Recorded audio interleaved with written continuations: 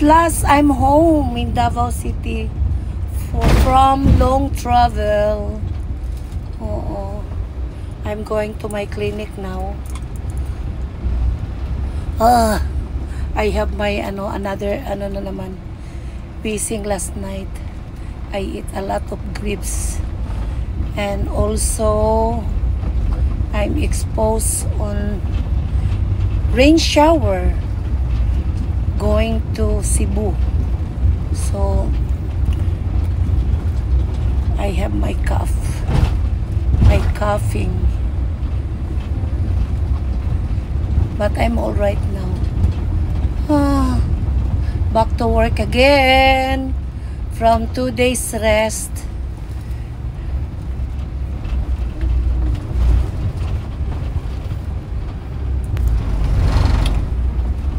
With me is my kids. Look at them.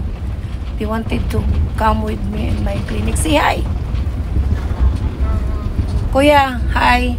Oh, say, a bit maday ni. Hi, Kuya.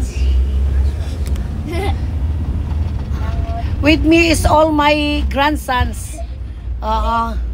They wanted to come with me in my clinic today.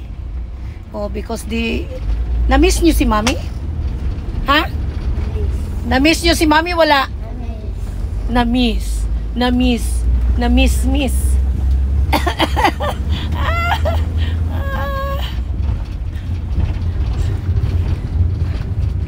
Thank you, Lord. I'm back again to Davao. And I'm almost healed on my sickness. But last night, I have my wheezing again. Because I eat a lot mga 1 kilo yata naubos ko ng grapes. Oo. Sobra ka sweet kasi naubo ulit ako. So yun.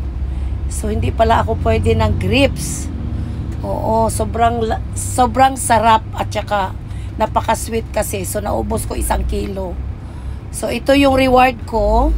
I have my coughing again because of eating of the grapes.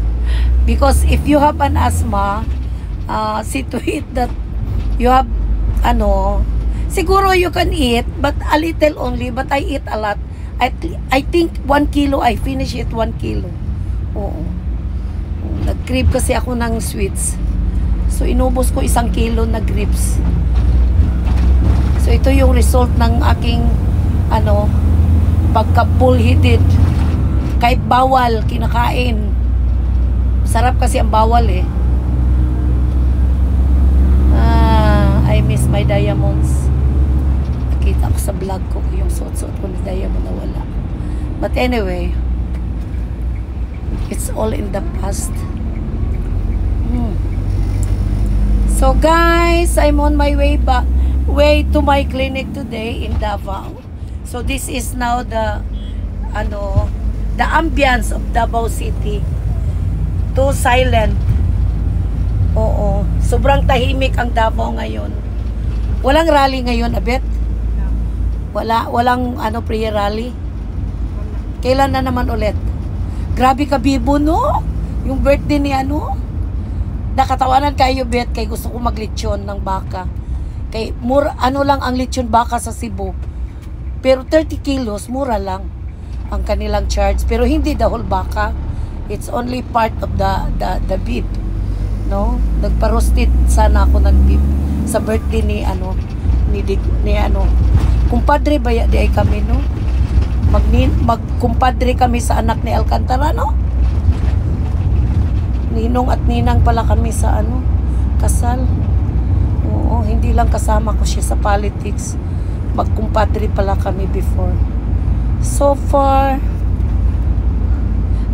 gabi na kasi na-meet ko yung yung contact sa sa Cebu na maglitsyon. Pero sa birthday ni Auntie Millie, we will have that. Anyway, I'm back to work again. Oo. So ito ngayon ang mami niya.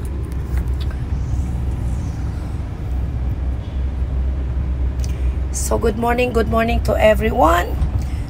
To all my kiddos in entire world, and also I would like to extend my gratitude to all my community in Macau who supported Limino on his concert. Oo. He was so happy because napulpak ang ang arena. Oo.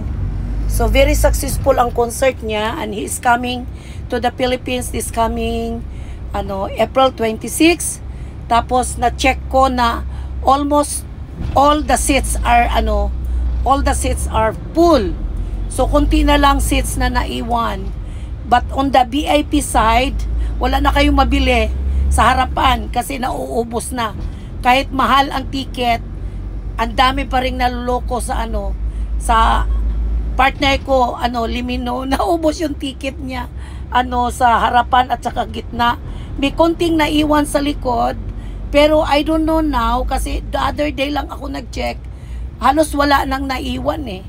Ubos na ubos yung ticket niya dito sa sa concert niya dito sa Manila o sa SMDC arena. SMX ba yun? Oo, SMX.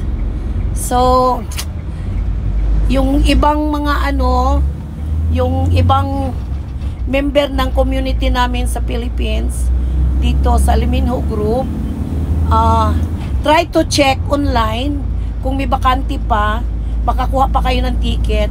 So far kasi nung yung management, halos punong-puno na talaga, tsaka wala nang bakante doon sa ubos yung sa harapan. Oo. At saka sa gitna, yung sa medyo sa may bins na, may konti pa yatang naiwan, pero I don't know now kung meron pang mabili. So far ganun ka oo, pati doon nung sa Korea niya, sa Bangkok at saka sa Macau, very successful. Pulpak talaga ang kanyang concert. Oo, halos hindi mahulugan ang karayom sa dami-daming fans na nanood sa kanyang concert. So he is so thankful and grateful and so happy na ganon ang pagtanggap ng mga fans sa kanya, although matagal na siyang hindi nakabalik. Lalo na sa Macau, it takes him 9 years. Oo, 9 years kasi na-ban siya dati eh. Hindi siya makapasok ng Macau. So far ngayon, open na naman siya ulit sa Macau. So, very thankful ang mga fans doon sa Macau. Oo, na nakita nila ulit si Limino. And also, sa aking adopted son na si Migs Molino, ongoing pa rin ang shooting niya, the graduation. I hope matapos yung kanyang shoot. Oo, sabay-sabay tayo manood. Panoorin natin si Bunso sa kanyang pelikula. Although he is not the main actor, he is the supporting actor on that movie. Pero andito kami, anak, magsuporta sa iyo. Oo, huwag kang maalala. Pinag-promote kita kasi si Tatay Jet ang kulit-kulit. Mami, promote mo naman ang ni Bunso. Sabi ko, yeah, of course. Pinag-promote ko nga si Limino si Bunso pa kaya hindi. Anak ko yan. So, yun ang update ng mami nyo regarding to all my kiddos entire world on my Limino community and Migs Molino community. So, this is your Mommy Doc Luz TV. Thank you so much for continuing watching my videos, and also my adopted son Migs Molino and my partner Limino. So this is me, your Mommy Doc. Bye bye. Mwah! I love you all.